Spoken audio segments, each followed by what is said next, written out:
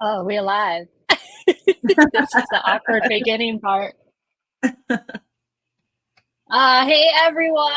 So thank you so much for joining us. I'm here with Becky Stillman, who is a six-figure profit. I want to say profit. Anyone can say they're six-figure. I'm a six-figure seller, but I've yet to hit that six-figure of profit in a year seller. So Becky's done that. And when did you start? August of 2020, right at the very end of August. So she does some big numbers. So I'm excited to have her join us. If you are in any of my groups, you already know her. But yeah, she is a rock star of a seller. So today we're going to answer some of your questions about Q4. So do you want to give like a little intro to yourself? Sure. I used to work on a railway. I'm Canadian, and I retired from there, went home, got bored after working crazy hours, started looking for side hustles online, learned about Amazon FBA, and stumbled on Nikki's videos and got hooked and just really went down the rabbit hole. And within 2 months of watching the first video, I already opened up my Amazon account, started selling. And then within about 2 months, my daughter was 14 at the time. She joined me and she's been along my side, the entire time. She does a lot of the prep. She does all my FBM. And I've got actually all 3 daughters working for me now. So that's me. I'm Amazon. That's all I do. So I have a couple of quick announcement, but first in the comments, let us know, is this your first Q4, second Q4, 10th Q4, how long you've been selling on Amazon, and any questions about Q4 that you have, because we are ready to answer them. So I have a little tiny mini meetup, I'm calling it. It's like an impromptu meetup. So I'm going to Vegas the week of November 6th. It's like that first full week of November. So, and Becky's going to join me there. So we're going to do a little mini meetup, tentatively scheduled for that Thursday, the 9th. But sign up for my email list or my text if you want to get all the information about it. But it's always a good time to go to Vegas. I mean, it's always a nice break and get away from the crazy, even though it's in Q4, but they got a lot of sources there. So anyways, we're going to head there. So just follow along, subscribe to the channel. I will let you know when all those details come out. The Q4 BOLO Group. Originally, when I planned this, it was going to be like the last call, the doors are closing, but it filled up in 3 days, which is absolutely mind-blowing. So unfortunately, it's closed for the year already, but you can still join the regular BOLO group. That BOLO group is a month-to-month group. I'm still in there. Becky's still in there. We're still sharing BOLOs all Q4 long. So definitely check that out if you're interested. And then next year, when I tell you it's going to fill out fast, I'm not joking because that was crazy. Yeah, that was super, super fast. And then I have a lot of questions here from the community who have texted me. So if you didn't know, you can text me. The number is 503-461-5985. You can text me any questions throughout whatever. I've been answering, I get on there every day and I answer you guys' questions. So you can text me, but you can text me questions at like I said, I sent an email and was like, hey, text me your questions. So I have questions here for Becky and I for this live, but we'll also be answering any questions here in the chat. So with that, I'm going to go back through the comments. With Christy's first Q4, Luminous first Q4, Ken first, Junior first, Christy, another Christy, Anna, Deborah, a lot of firsts, Millennial Money Mama. I like that. Brian, second Q4, Heather, first Q4. Okay. So I'm going to go to the text questions real fast. So drop any questions that you have for your Q4 questions in the comments. So Alejandra asked, how do I put my FBM on vacation mode? So you can do it in your account on Amazon. If you're on your desktop, you would just go to your account info, and on the side there, you know how it has a box that says like your store name and your FBA. Above that, it's got the 3 US, Mexico, Canada. Most likely your Mexico and Canada are already checked on vacation mode, but all you would do is check your US. In your phone app, you go to the 3 lines next to the little flag, and then it's going to open that side settings. So you click the gear in the corner, that's the settings gear. And then on that screen, you'll have a vacation settings. You'll just click it on or off. And then once you're on it above, like every time you go to your app, it's really annoying if you're on vacation because it'll be like you're on vacation mode above. You'll have that nice little warning. So your it is good though. Yeah, your FBA inventory will still continue to sell. So don't panic. The first time I did it, I was like, so like, is my whole store on vacation mode? It's just your FBM items that are on vacation mode. So your FBA stuff will still continue to move. Anything that's at Amazon will still continue to move. Yeah, so it's good that they have that alert now because you could forget that it was on vacation mode sometimes. I've done it. I've done it. Question for Becky from Jennifer. How do you walk away from a great buy when Amazon is on a listing? I don't most of the time. I do actually do research. I jump on Keepa. I really analyze the listings, and I want to see if Amazon shares the buy box. If they don't share the buy box, then yeah, I'll walk away.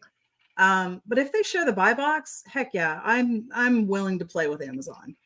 I really watch what they do though, because Amazon, you know, if I'm buying an item at a retail store, 9 times out of 10, Amazon will sell the item at that same price. So I really look at the price history in addition to them, you know, selling on Amazon, or in addition to them sharing the buy box. I make sure that that price is relatively stable, that any of their valleys I can still make money on if I have to meet them. But yeah, I only walk away when they don't sell. They don't share. Sorry.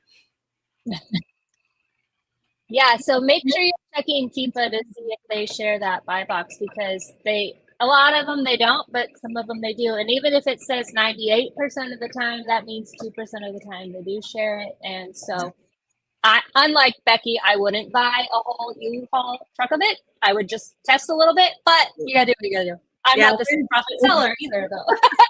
If anyone on here follows me on social media, you'll see I just bought 3.5 pallets and then an additional 2 pallets of items that Amazon's on every single one of them. I filled a 10-foot U-Haul truck and then went back and filled a U-Haul van up.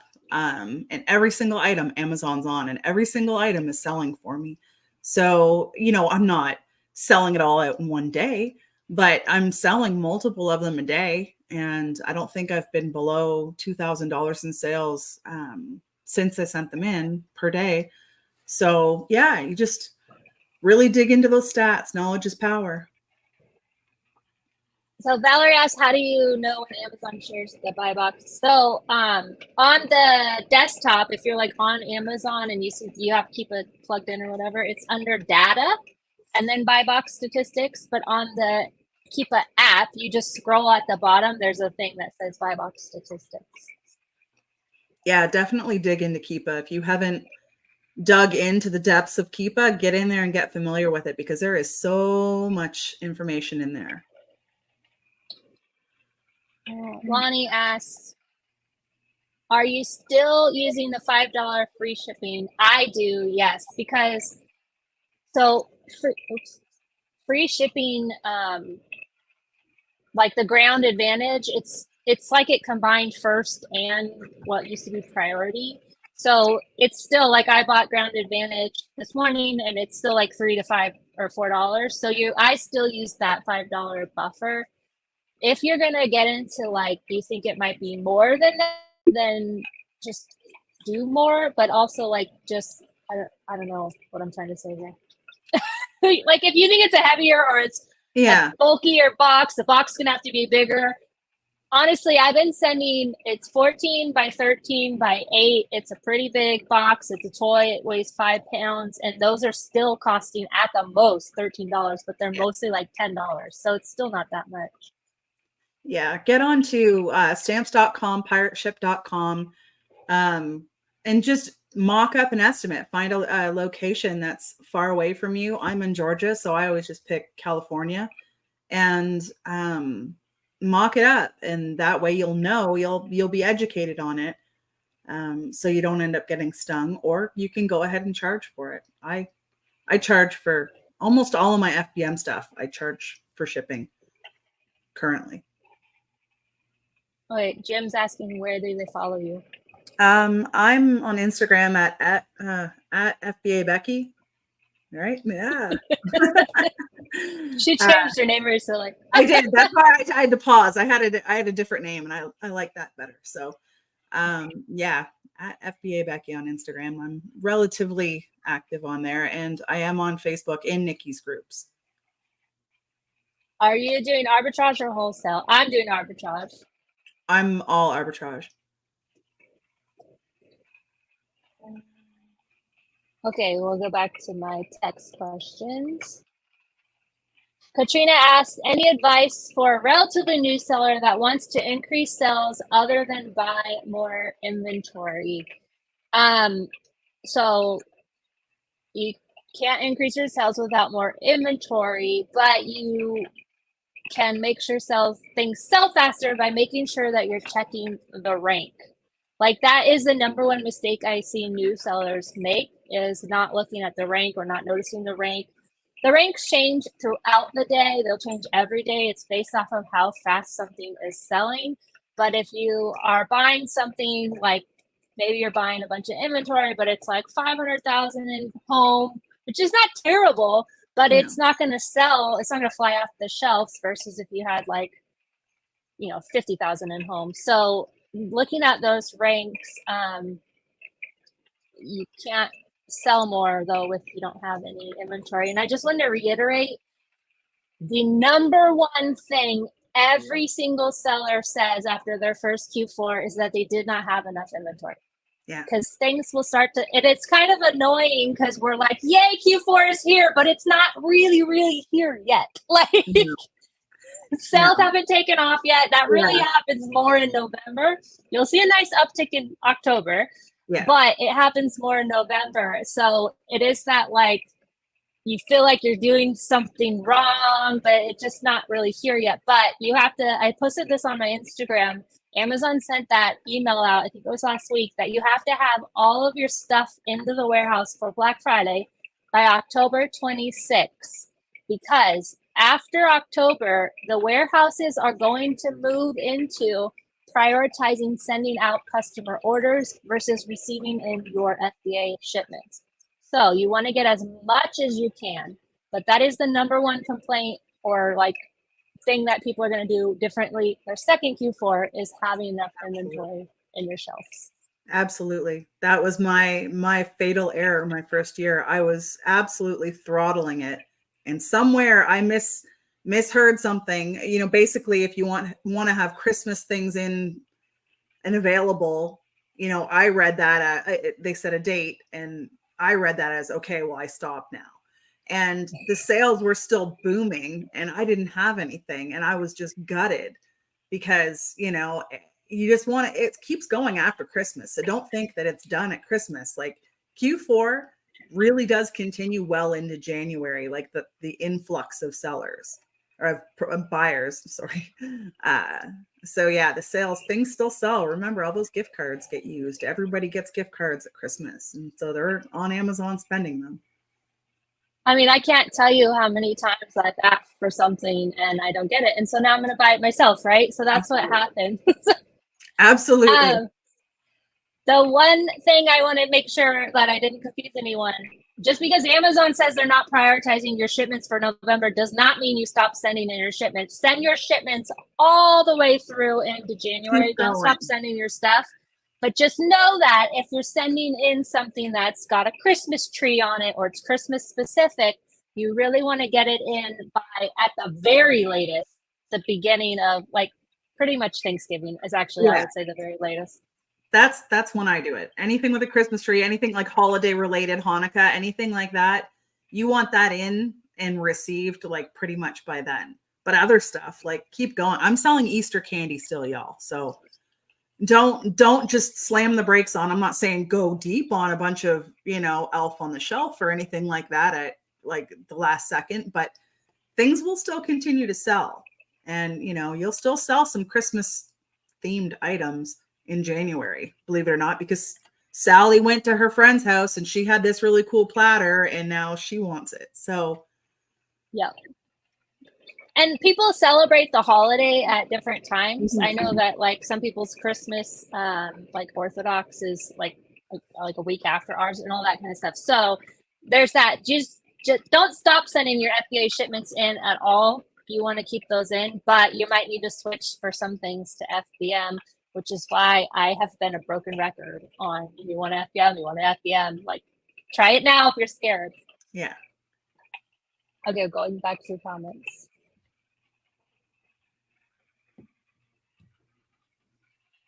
A Gomez. So there's no requirements this year. There wasn't any last year either. You can FBM everything. That in past years, I hate bringing it up because I don't want to confuse anyone. In past years, it was you had to do a certain amount of FBM orders in order to sell toys FBM, but you could still sell Christmas, home, kitchen, all that kind of stuff.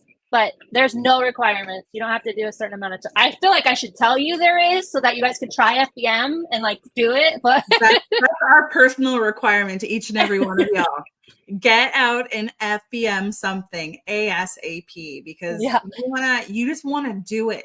Just do it. If you haven't done it, do it, because trust me, when something, we had a chase a few years ago and everybody was selling it in the BOLO group, in the Q4 BOLO group. Everybody was talking about this item. It was at a Walmart. I've got 7 Walmarts in my immediate vicinity within like a 20, 30-minute drive. And I go to maybe 20 within an hour drive. None of them had this item. But guess when they got it? December 18th.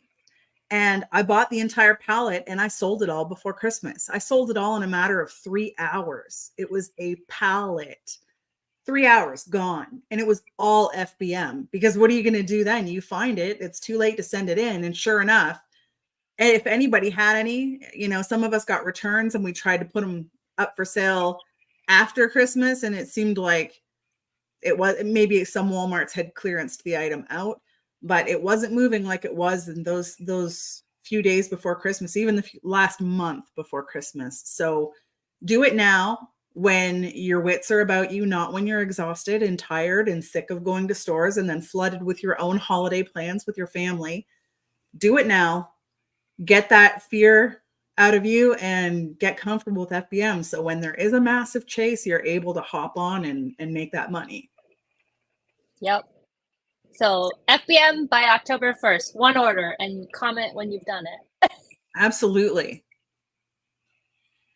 How do you send FBM UPS? So I've personally been doing USPS because, and this was even before the shipping rates went away, because my UPS store is 45 minutes away. So unless I had enough to make it worthwhile to either drive there or have them come pick it up, I would just pay 50 cents more, $1 more, just to be able to go 5 minutes to the post office. Now that the rates have gone away, the USPS has been the cheapest. Some people don't like it because they're a little bit less reliable, but I've still been doing that. What about you?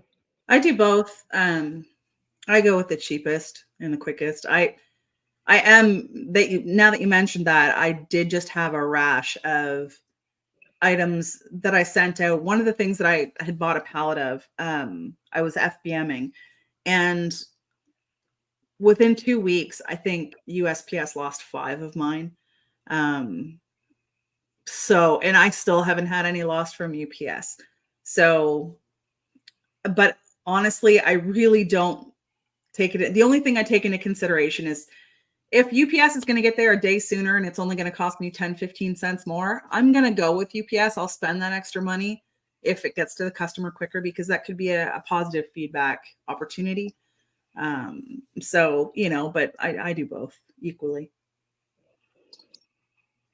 What do you set your rates at? So my rates, I haven't updated them for Q4, but I will. My rate is like, I think I'm at like, I don't know, $4.99 plus 99 cents a pound or something. And then for expedited though, I have like $13.99 plus $1.99 a pound.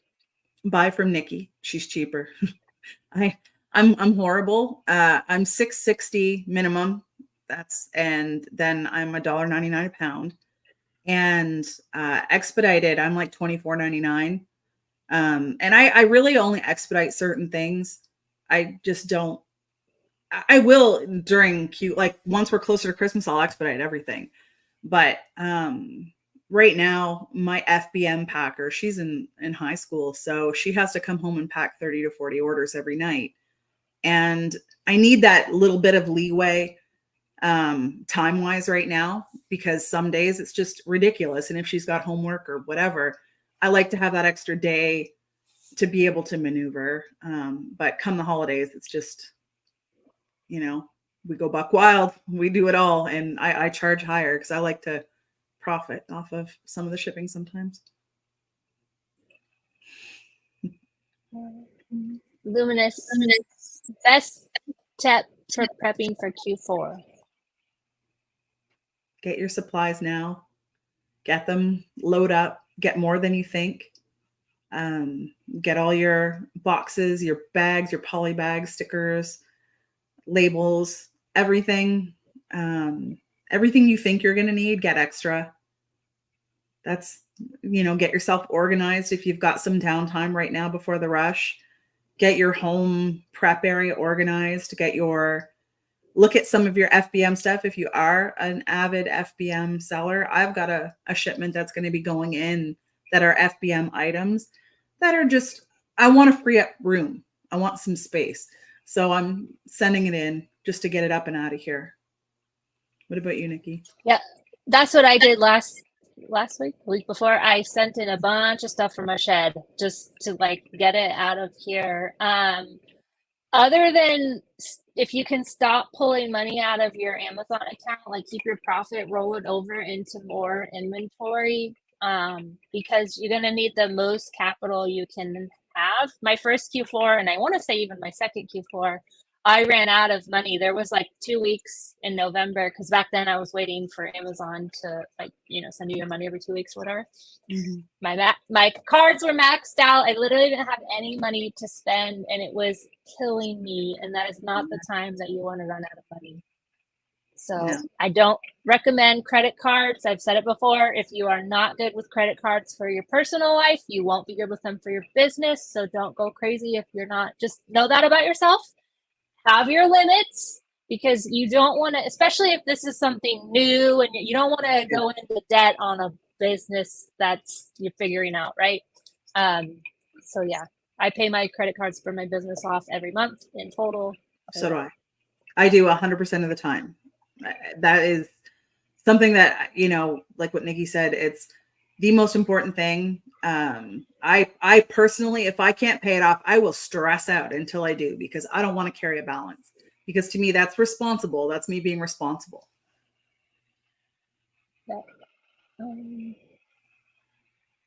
Oh, good. Michelle tried FBM for the first time and sold $600 in 3 days. Yeah. Great job. I'm so glad you tried it. And now I want to see an update with, rate by Christmas when you're killing it, because now you're getting the jitters out. So good for you. Good job. Alicia, should we try to get the bulk of Christmas by October? So it's really hard because the stores won't reset until after October for the most part, right? Because Halloween's at the very end of the month. As soon as you can get it in, do it. But if it's not out yet, you can't source it yet, right? So that is the one bad thing about how we rely on the retailers to reset. But as soon as you put it, like I said, don't stop. That might have been from earlier. Don't stop sending in shipments. I didn't say stop sending in shipments. Yeah. Just get as much as you can in as soon as you can. And then you might need to focus on FBM. It's not as scary. And I'm so in awe of the people who are like, I only FBM, I'm scared of Right? FBA. Because to me, FBM was scary. I get it. Yeah. I was terrified of it too, but it's really not that scary. That's someone in here just said that. I only do seller fulfilled. Yeah, there.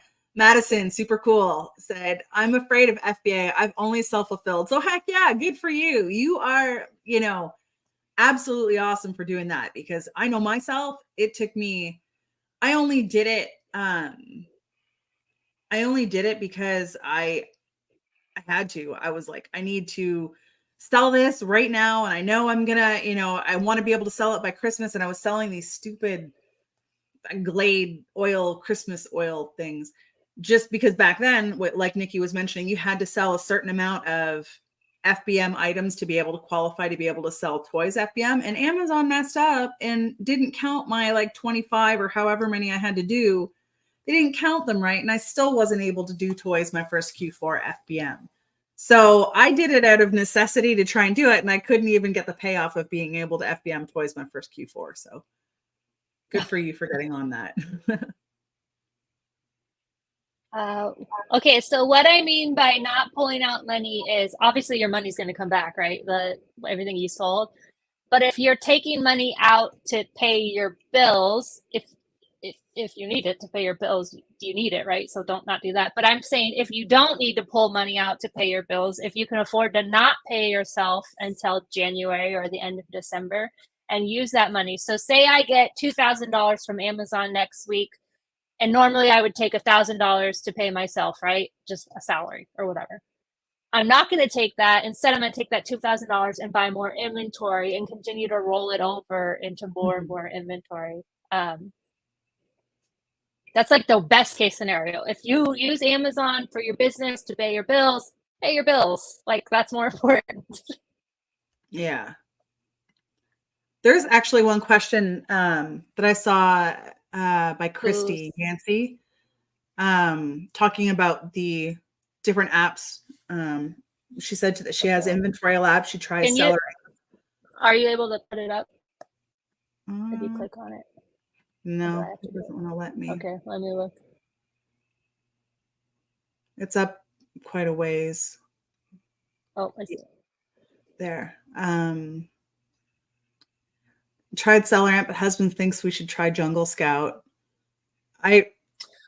Jungle Scout is not personally one that I ever. So Jungle Scout is for private label if you need product research. I don't think, I've never heard of anyone using it. I could be wrong. I don't know everything. I've never heard of anyone using it for retail arbitrage. Seller Amp is another complex app. People source from Seller Amp. So I have Seller Amp only for the fact that I have an iPhone 14 Pro Max that doesn't like to scan. And so I'm always looking for, I use Scoutify too, that comes with Inventory Lab to scan, but I really wanted to see how that camera scanned. And I like I'm still, but it's very highly recommended. I wanted to use it because a lot of members in the groups use it. So I wanted to get familiar so I was able to help people out with it. But yeah, Jungle Scout's out for me. Pam says she does reverse sourcing with Seller Amp. A lot of people do. Okay. Vera asked over on a texting question. Again, if you didn't know, you can text me. The number is 503-461-5985. It's really me. It's really on my phone. So Vera asks, what does the selling application for GTIN exemption mean? So if you watched my bundle video, what's going on, and I think it's happening again this year. I'm not totally sure, but last year, I don't know why Amazon does all this during Q4. I really don't. But last year, Amazon rolled out so basically, I can't remember what it stands for. It's like Global Trade Number something, GTIN. It's like that first part of a UPC. Brands buy their UPCs. You can go buy UPC numbers if you wanted to. And that first part tells it it's registered to a brand, that first, whatever, 5 digits or whatever it is. So Amazon's not for all products, but for some products, is looking to make sure that whatever that listing is by that brand with L'Oreal, that UPC matches L'Oreal and not Bob's Big Boy Burgers or whatever. Popped in my head. Yeah. So they sporadically look for that link. They did a big old push of it last year, and it looks like they did another one. The GTIN exemption is like, you can say, it's like a click. If you watch my bundle 101 video, I talk about it. It's how you can get around putting in a UPC number for a bundle. So that's what the exemption is. Now, I did see that they're kind of rolling out that where they pull down listings. So last year it was a lot of makeup listings that I personally had, because I had a lot of makeup last year that got pulled down. And I can't totally remember where it's at. It's in your inventory, right? Somewhere. Yeah. Manage inventory. Yeah. It's in your manage inventory, and I'd have to pull it up. I can always dig. It says like at almost where search suppressed is. It says like there's another reason it's at risk or something. Yeah. I'll look on it after this and I'll comment it. But there's a way to check any listings that you have that might be pulled by that. But that's what the GTIN exemption is. It's like being able to not put a UPC in. Vera had specific things that were erroring out on her shipment, and I don't know why that was. I honestly have no idea. But she sent me a photo of it. Yeah, and there was just a glitch that was happening over the weekend. I don't know if that was carrying on. That was part of it. I know there was a number of people that were trying to put shipments together that were having massive issues with Amazon and with Inventory Labs. So there was some sort of a miscommunication happening. And typically this happens when Amazon decides to roll out all sorts of updates. It tends to make the system glitch out a little bit. So. Okay. For me. Scrolling back through your comments. Michelle, more FBM praise. Sold out of that one, so it's just getting more. Yeah, and like someone else mentioned in the group, I think it was Lorenzo, FBM is the fastest way to get your money back as well. So that's another little bit of motivation for everybody that is starting, that's trying to get your business up and ramped up and running. The quickest way to get more money is to do FBM, or get your money quicker, basically, is FBM.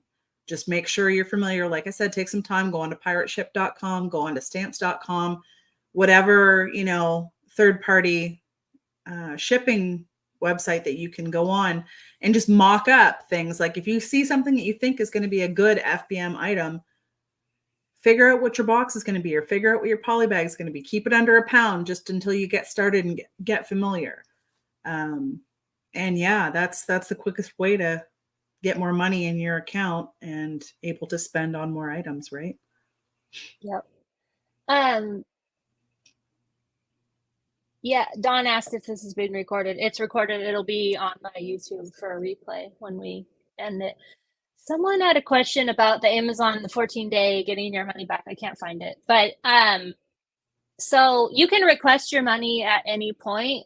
It might not be the total available balance. So how it works and why FBM feels like you're getting your money faster, because once the item is delivered to the customer, so I send something out today, they get it on Friday, 7 days from Friday, so the following Friday, that money will be available in my account. So if I hit pay me now from Amazon, they'll pay me that money. The 14-day window, it never is going to go away. So if I hit this Friday, pay me now, it's going to push my next automatic payday 2 weeks from that Friday. But you can request more money at any point. I think, Becky, you do it every day, right? I do it daily. I just, and I don't know if this is available. This other part of it is available. They rolled something out. I've been doing it daily since I started, or not daily, but as soon as I was able to, but sometimes you've got no balance, right? But I've never waited the 2 weeks.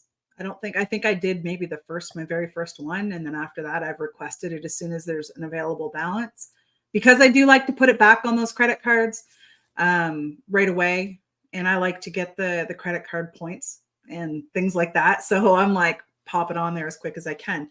But there was something that they did roll out that was a trial. So if I request payment today, I get it in my bank account within 24 hours. It's something that they said they were rolling out. They said for now it's going to be free. They don't know if they're going to charge for it in the future. And I just said, okay, yeah, I'll do it. And I've been getting it on the weekends. Like if I request a payout on Saturday, it usually doesn't come until the Monday.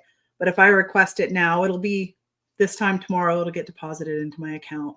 So it's pretty handy that way if you're able to do it. Again, that's a way to put your capital back in your pocket and be able to spend it. Yep. Pam, no. Yeah, Pam. What are your thoughts on Amazon lending? I'm already frustrated by Amazon on the daily. I personally would not put more of my business in their hands, but if anyone else has comments. I've heard, I've never used it. I'm not interested in using it. I grew my bank account organically. I obviously, like, I used credit cards, but I didn't go out and max a credit card. My first credit card had a $900 balance, like the first credit card I was using for Amazon. So I wasn't getting rich off of it. It made me a tighter spender. It made me make smarter purchases because I had that limited capital. One thing I find myself, because I do have a good amount of money that I could dip into and do whatever, I've got the money there to go buy pallets and to do whatever. Sometimes I don't make the smartest decisions because I do have that money there. Whereas previously when my income was limited, I was like, I was really tight, and it taught me to be a good seller. It taught me to source really solid products. It gave me the strength to be able to walk away from something that maybe was only making 60% return on investment, save that money, and then I'd luck out and find something that was doing 120% return on investment. So I think a lot of sellers make mistakes early on. I've seen people take loans against their houses. I've seen people use personal credit cards and jack them up to $25,000, $30,000. And then all of a sudden something happens and Amazon pulls the listing, or there's compliance documents or X, Y, or Z, and you're stuck. So that's a you choice. I don't do that. I don't roll that way. I'm more of if Amazon decided to implode tomorrow and keep all of my stuff, I'd be really frustrated, but I wouldn't be I'm not in debt. So, something to consider. That's a great segue because Julie had a question for you from the text. How long did it take you to scale your business to the sales you have now? I started late August, and I didn't take a paycheck until January of 2021, and it was a mediocre paycheck. I think I bought a pair of tennis shoes with it just because I felt like I had to do something because I was exhausted. I kept flipping my money, just kept putting it in. And when I say flipping money, it wasn't like price tanking. I'd send it in, price it high, and let it roll. But I was selling. By January, I was over 20,000 in sales. By March, I was over 40,000 in sales a month. And I've always hovered around no less than 80% return on investment. Then I have my off months, but, and then now I focus on profits. Because we all know, we've all seen it. People flex on their sales. I'll always show my profits. That's one thing. If you follow Nikki and I on Instagram, we'll show you our sales too if you want them, but I'll show you my profits all day. I'll show you my profits right now if you want them. There's so many people that'll show you, hey, I did $100,000 in sales this month. Yeah, show me how much money you actually made. That's all I care about. And I'm sure that's all you care about too, because anybody can flex on selling all this money or selling all this product. So I'm all about putting the money in the bank and being able to spend it. So that's it. I was relatively quickly. So, long story short, I ramped up and I stayed up. I've always been typically over 30,000 in sales a month. And how much did you start with initially? Did you track it? I kind of tracked it. I started out with 1,500 initially, and then I think I put like another, it was like less than $1,000 back into it. So like, I know I've got it written down someplace, but I think when all was said and done, it was like less than $2,700. And the only reason why I put extra money into it is back then, Ollie's was not a flooded store. Ollie's was a hot store. And I found these Melissa and Doug picnic baskets. And man, I'll tell you guys, these things were they were $14.99 and they were selling for $74.99. And they were like this big. And this was in October, November. I didn't have a lot of money. And so I was like, screw it. That was my first like big chase that I was really scared about. I remember buying 10 of them going, oh my God, I'm so scared. Like, what if they don't sell? And those things rolled. And I went to every Ollie's I could go to and bought those things. And so that's where I pulled money out of my account for that specific item. So, yeah. Okay, then Kathy had a follow-up question, or I think it's a good follow-up question. How many days a week do you source? How long a day do you normally source? And then how many shipments are you doing per week or per month? It varies. I typically source, so my daughter sources with me full time in the summers. And so typically I can source 2 days, usually 8 to 10 hours a day, sometimes more if I'm on a roll or if I'm out of town, I'll source longer. But I get kind of cranky after 8 to 10 hours on my feet. I start to, and that's why I like having her with me, because she's got that young energy and she's very motivating. And she's like, no, let's get that money. So that helps. But when I'm on my own, I source probably 3 days a week, and my days are kind of short because, again, I have other things I have going on. And I ship weekly. Like the shipments have been going in weekly since I started. Every week I send something in. We prep it on the weekend and it gets shipped out Monday morning every single week. This recently, the whole pallet thing, I've had some freedom. It's granted me some freedom. I've pretty much had a month and a half off because I have bought, I bought back, well, actually it was like 3 runs of pallets that I got. And they were all retail arbitrage too, y'all. It was not, I'm not wholesaling. I'm not doing anything. I just stumbled on a jackpot basically and went deep. And I always suggest going wide, not deep. And I was terrified. And Nikki can attest to this because I was like, I'm about to do something stupid. And it's worked out for me in my case. But every week I put those just religiously. I put myself on a schedule because being your own boss, it's very easy to slack off. So hold yourself accountable, and I'm in every week. What about you, Nikki? So the rest of the year I do every other week because I do what I call office week. Because if you're sourcing, right, that's going to be another 2 to 3 days to pack it all up, especially if you're on your own like me. So that's like a good chunk of your week. So I do office weeks in between, which is when I edit the videos, I have host podcasts, all that kind of stuff. So, but for Q4, I'm gearing up. This is my last office week, and starting next week, I'll be sourcing every week. I still only go, occasionally I'll go 2 days if I didn't have like a great day, or I'm going to somewhere that only has like 4 stores, and I'll go half a day. But I still go all day hard. Yeah. Like I get up at 5, I get back at like 9 or 8. Like it's dark out, especially when it gets into winter. It's dark out. It's dark when I leave and it's dark when I come home. Yeah. And then I will pack it all up. If you guys are not using UPS pickups, I don't know what was wrong with me my whole life, but I only started doing it the last year. UPS pickups, you can either schedule them through your business UPS account, which is free, where you get all the free supplies, or you can do it through Pirate Ship, which is cheaper. But man, those UPS pickups. So I will pack it up on the weekends mostly now, and then they'll come pick it up every Monday. So that's how I've been doing it. Yeah. It's Pirate definitely a game changer. $4 to $6, I think. Yeah. You're $6, right? Normal people is $4, but for me it's $6. Yeah. they see Nikki Kirk and they're like, we're going to charge her. But still, it's still worth it. They show up and you don't have to. I used to have to tote boxes, fill up vehicles. We had a train of vehicles to go to UPS.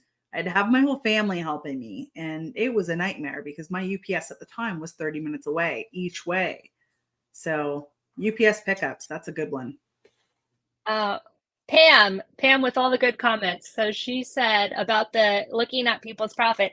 I always ask the profit. So if you're posting on Instagram and I'm following you and I see it, I'm going to ask. So don't be offended because I don't think it's not that I think you're lying or anything. I just don't think it tells the whole picture. Yes. And so Pam's is a perfect example. He did more. I mean, that's awesome. You did more profit.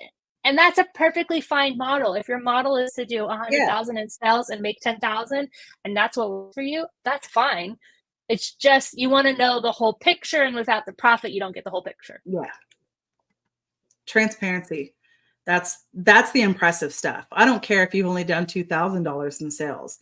Flex on that profit.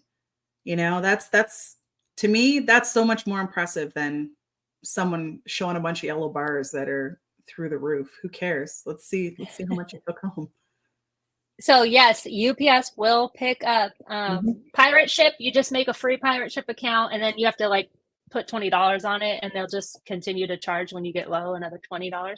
But yeah, for $4 they'll come. So when you get a bunch of FBM orders, even if you don't want to go to the store, you can't go to the store, you're outsourcing, whatever, like I like it for FBA orders because those boxes are big and heavy. I mean, all I do is I put them outside and he comes. I don't even have to. That's all I have to do. Before, I would have to load them into the truck, load them out of the truck. It's amazing. You have to put $20 on yours? It like auto does $20. It doesn't like you because I don't have to do anything. My credit card's on there and it just charges me. I know it is on there, but when it gets to a certain amount, it adds another $20 in there. I don't know. I think it's because I'm rural. Yeah, I bet you that's why I'm living out in the country. I'm in the dirt roads.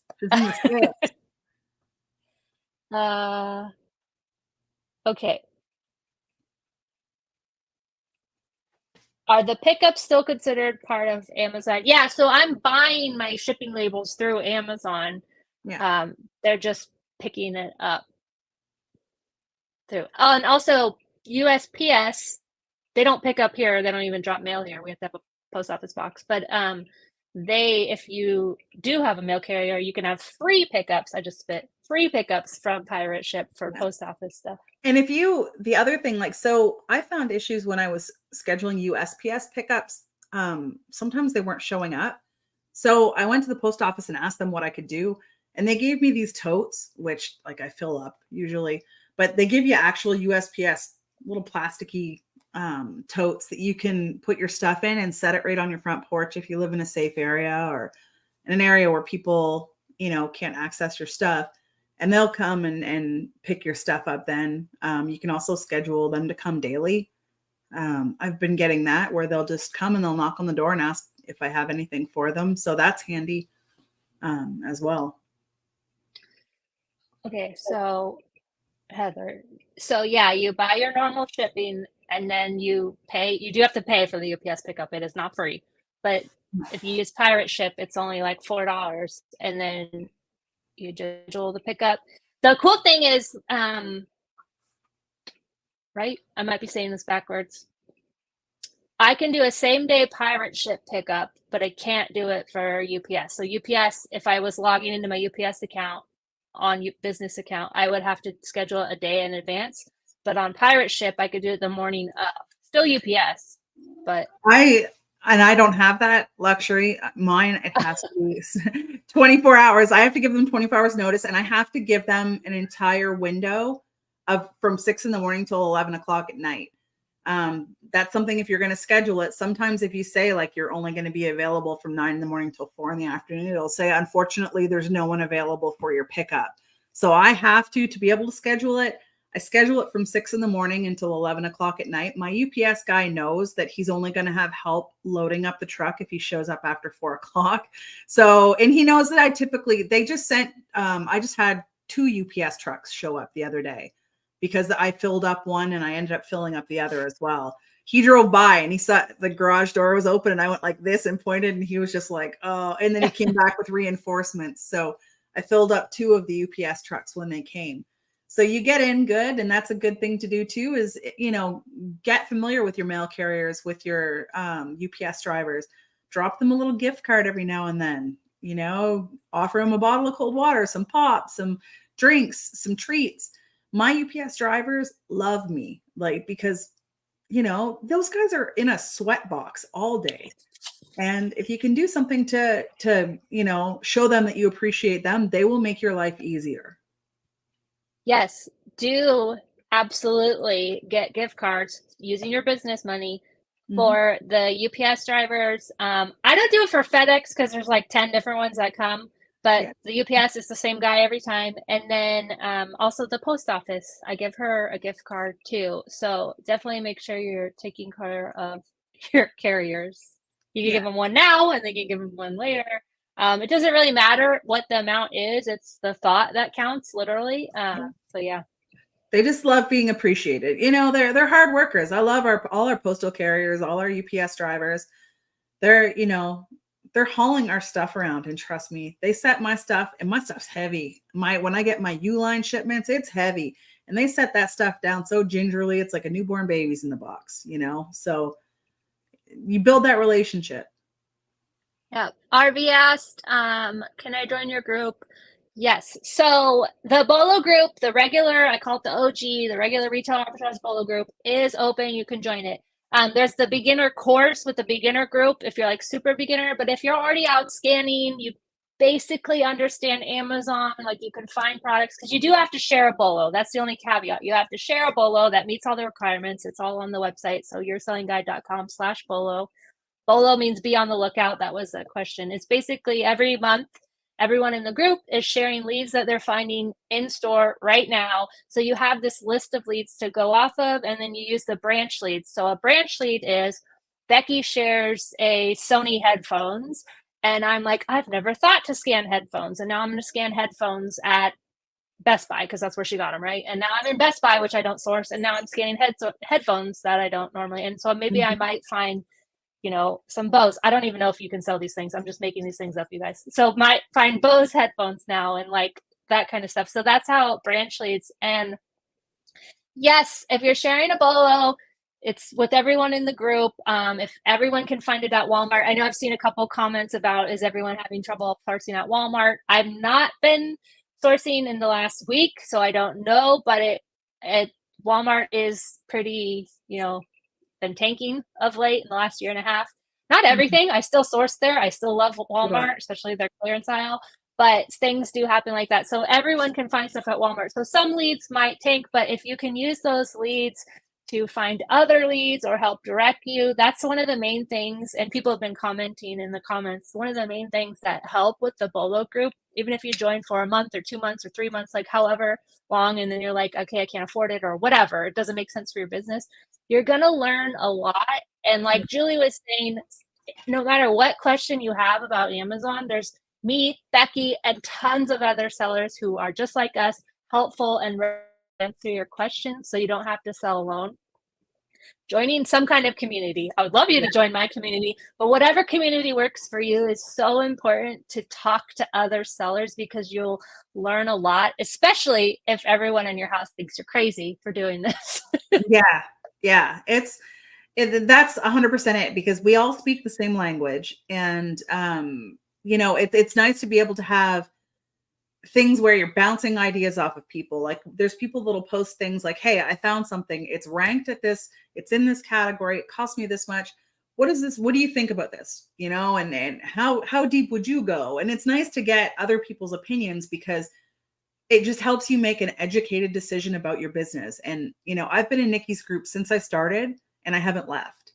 And, I still learn things all the time. We have lives all the time in the groups, and we've all, like both Nikki and I, still are learning stuff from other people. We all have so much knowledge to share, and it's really great to be in a community that's a positive community. And, you just really benefit. It's fantastic. Yep. Jennifer said end of day forms. I don't use these. Do you use those? So I just found out about them. Oh, really? Yes, and that's, I really didn't know anything about them. And I saw a lady come in and hand this paper and I'm like, what's that? And the USPS lady just handed it to me. She scanned it and did whatever. And then she handed it to me. She's like, yeah, here. And so she gave me the ladies. I actually have it in the back of my truck. She's like, here, yeah. She goes, I don't know where you sign up to do it, but she's like, yeah, do it. And I'm like, okay. So, yeah, end of day forms. I swear I thought you did it. Maybe someone else, that you take it with your post office drops, right? And they can scan it instead of scanning everything. And just that. Yeah, no, it was someone else. And I just, it got lost up there. As soon as she handed it to me, I was like, what's that? And then it just triggered the brain. I was like, oh yeah, that's so they don't have to scan every individual package. So that's what it is, where, when you're going in there with a mountain, I can show you. Just the other day, I had 2 big, huge bins full of stuff that I was dropping off. And because I don't do that to my postal carrier, I'll take that in. But it would have been a lot easier to just have them scan that instead of scanning every individual item. The girls at my post office are really sweet, so we hang out and chat while they do it. But yeah. Jennifer, can you share in the comments how you get those end of day forms? Because I don't know. I don't know everything, you guys. I just have heard of them.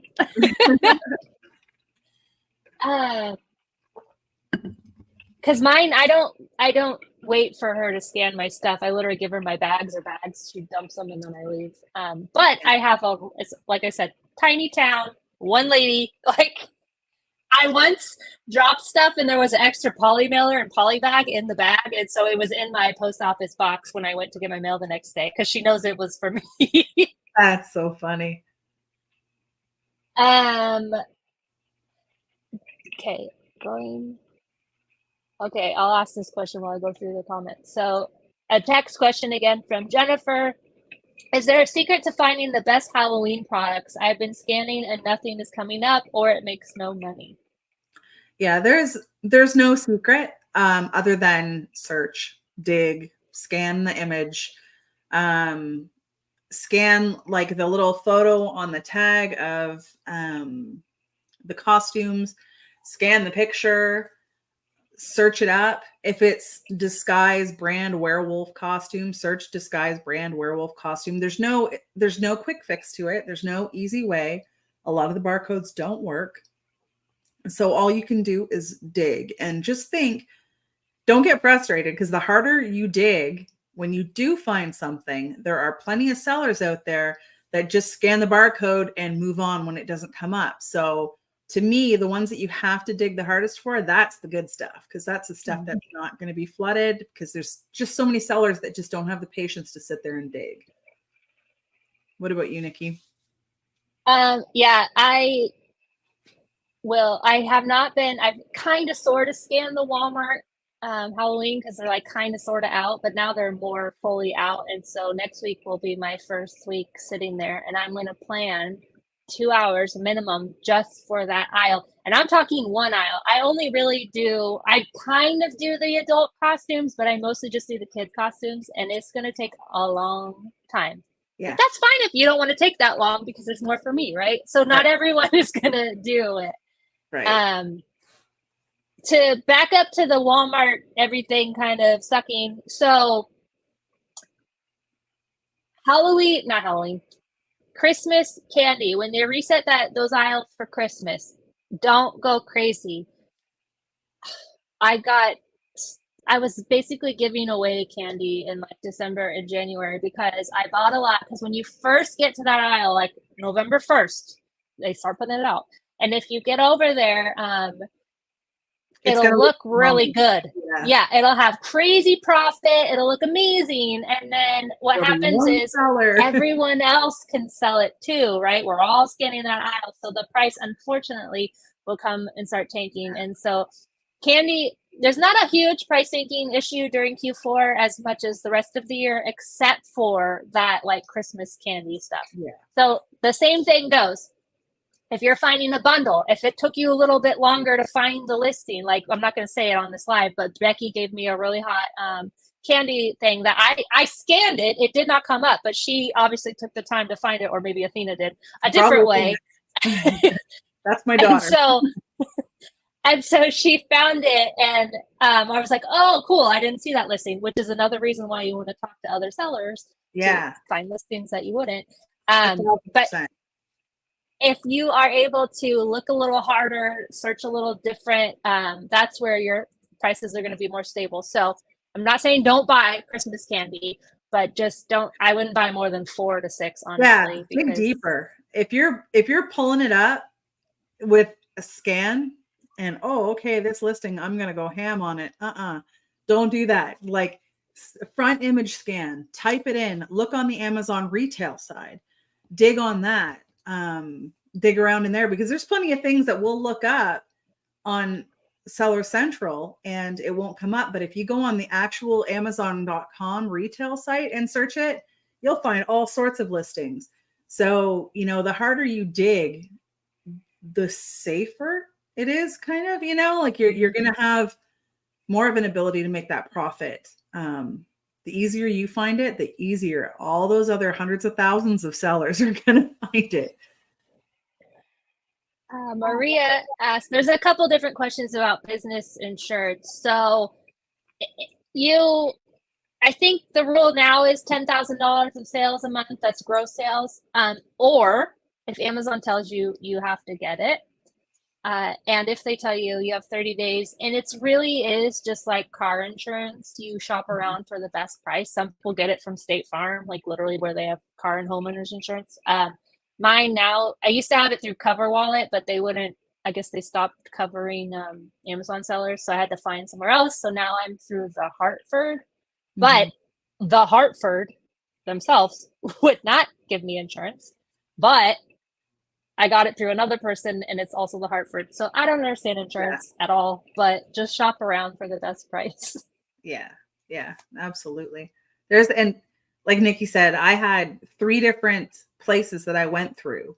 One of them was specifically catering to Amazon sellers. They marketed themselves as an Amazon selling insurance company kind of deal. And they gave me a Hartford policy and they gave me a price amount. And I was able to get it from one of these other brokers for almost half the price with more coverage. So don't just fall into I'm an Amazon seller, I have to go with Amazon stuff. Call your own insurance company, dig around. I mean, a lot of these places you can just do online applications and be honest. Don't be fibbing and saying that there's certain things you don't sell, because you want coverage for everything that you sell. So, there's a lot of places that you can put in those applications for free and, takes less than 15 minutes.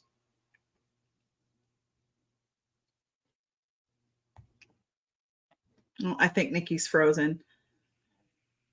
I'm frozen. Right. Oh, there, you're back. I was like, you froze and then I froze and I was like, oh, I'm gone. It's raining today. It hasn't rained in forever. Apparently. Right, of course. There's how you get your end of day reports, everyone. End of day forms. Thank you, Jennifer. This is why. This is the stuff that happens in the BOLO Group. Rockstar, right? I've literally got them I've got one in the back of my car, and she's like, I don't know, figure it out. I'm like, okay, cool. Throw it on the list of things to do. So there you go. Thanks, Jennifer. So the business insurance, it's Amazon requires you. It's basically they're covering themselves. So if your product does something to a customer, they're most likely not going to go. The customer is going to sue Amazon, right? So it's covering Amazon really. But they tell you if you search in Seller Central, the insurance, it'll tell you it's like, I think it's like $1 million or something. There's like a thing. But mine is, I want to say, it used to be $500. I want to say it's $800 a year. So it's not crazy, and it's a business expense and all that. I mean, it sounds crazy, but at the end of the day, it's your protection. You know, it's ultimately it's your protection.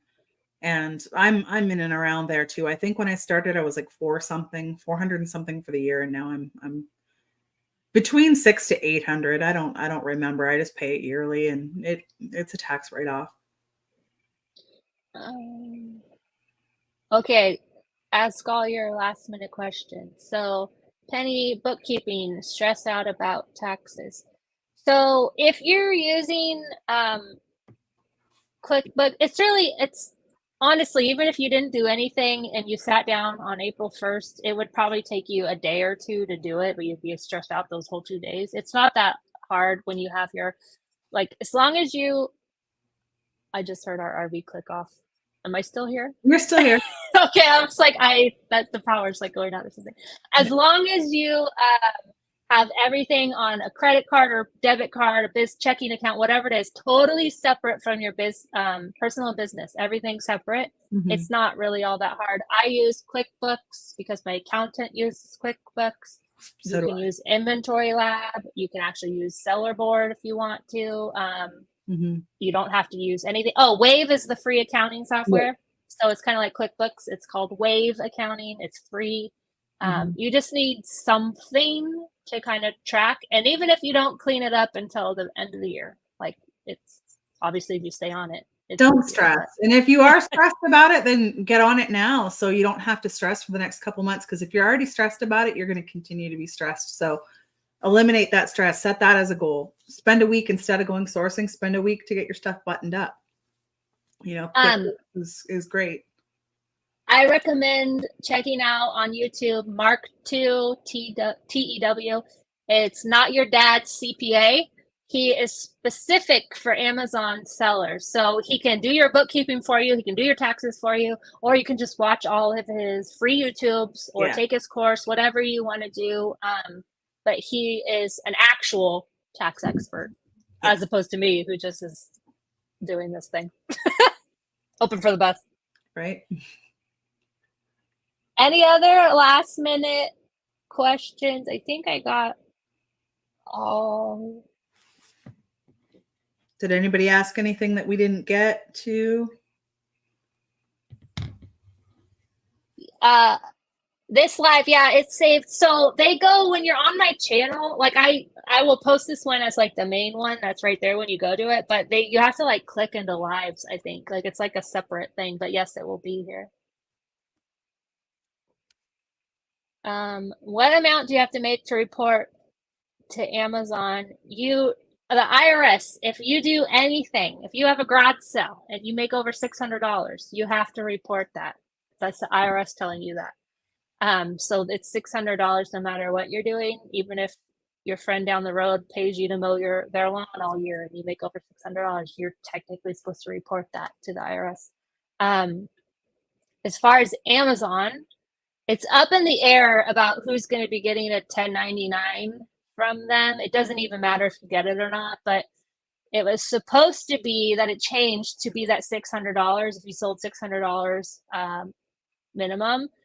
However, they might give Amazon, because it affects Amazon, PayPal, it affects all the big people, so they might give them another leeway year, and it might be 20,000. But it doesn't matter. All the reports you need. I have a video. I'll do another refresh one this year of how to pull any reports for Amazon. But yeah,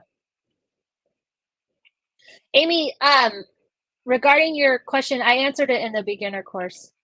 I think you were confused by something I said, and I don't want to open that can of worms. Yeah. Liz Rubin asked, still confused as to when you sell FBM versus FBA. It's like, for me, I don't know, like right now it's easy to say like meltables, I'm FBMing. Items that have the threat of a compliance document, I'm FBMing. Personally, like FBA, I still want to put stuff into FBA because I can only work my daughter so much when she's got to go to bed at 10 o'clock at night and catch the bus at 5:30 in the morning. So, you know, I pile as much in FBA as I can. Sometimes FBM, you will make more profit on items, or if it's a higher rank that you want to test it out that may not be as quick of a mover, I'll buy it. Like there's certain things that I'll buy on clearance that I know will move eventually. And I've got a warehouse downstairs that's, some stuff will sit for a year. I don't recommend that for new sellers at all. You want to be able to sell that item because who knows what's going to happen to it. I take certain risks, but what about you, Nikki? Yeah, so they're very similar. So for example, whenever the Kohl's sale was, this more recent one where everything was 50% off, which I think I heard they're still doing it right now. But anyways, I went last month and I got a lot of kids' clothes that are summer. Obviously, I don't want to send them in. They're maybe we're a little bit higher ranks, but they're also summer. So I'm just going to FBM those. Mm-hmm. The Kohl's sale, I don't know, April, whenever. I got a bunch of winter stuff. I literally just packed one up today. It's like a little baby, like Sherpa. And I didn't send them in. I could have sent them in, but it's just as easy. It cost me $4 to ship because it's a lightweight kids clothing item. So I just leave it here in the shed, and I've been selling them slowly throughout. I'm assuming people are having babies or like, it's getting closer to winter now, but I don't know why they're buying it. But anyways, so things like that, meltable stuff. I've got chapsticks here that I'm selling. Things that pop hazmat for whatever reason. Like there's sunscreen that is not hazmat at all, but Amazon thinks it is. So I'm FBMing that. The main reason why in Q4 you want to FBM is those cutoff times for FBA shipments. Because if you're only going to FBA, you literally have to have all your Christmas stuff in by middle of November. And at that point, it's just been getting to the store. So you have almost no time to source and ship. And by the time it gets hot, like Becky's example of the tech decks that we were selling 2 years ago now. Yeah. She found them the week before Christmas and she was able to sell them. If she sent them in, like we were already selling them, but she didn't find them until then. And so she would have missed out on all of that profit because if she wasn't comfortable FBMing. So whether or not you want to FBM, there's a good chance you're going to end up doing it. So you might as well get comfortable with it now. That's why. Yeah. Yeah. How do you organize your FBM products? Mine are a mishmash. My basement, I've got a 32 by 44 room that's got the big Costco metal shelves. I've got 3 on either side. My expiration dated items, cosmetics, things like that are on that side, and all the rest of the hard goods are on the right. And then I've got an aisle in the middle of items that are returns, bad buys, or like my dead pile as well. And everything that it's kind of complex because I've got items that are going to expire the soonest up towards the front so I can see them. I've got them organized where the furthest left up to the front, that's the stuff that needs to move. So I can go down there and take a look and go, oh, okay, we still have that. That's, and my SKUs all have my expiration dates in them as well for my FBM items. So I can search in my inventory by expiration dates. Like I don't do like the technical 9/17/23. I'll do 9/23. So then I just type in EXP 9/23 and I can pull up quickly what's expiring, or, it's 9/23 is too late now, but the month ahead. And so it's a bit of a pain. It's not foolproof, but it works and we find everything. Everything's organized. It's neat. It's tidy. Once a month we go down there and clear out what needs to be cleared out, donate what needs to be donated. And that's my mess. I have those giant bags from Tuesday Morning, those reusable. They're like TJ Maxx, but double the size. And so I have those all over in my shed. I have shelving. It's not in any way. Target had some like little draw bin things that were like $3 and that or I think it was like back to college. But so I got some of those and I have stuff in it. I'm one of those people where I'm disorganized, but I know where everything is. So that's what my FBM looks like also. Yeah. Pam asked about donations. So Yeah. you can donate.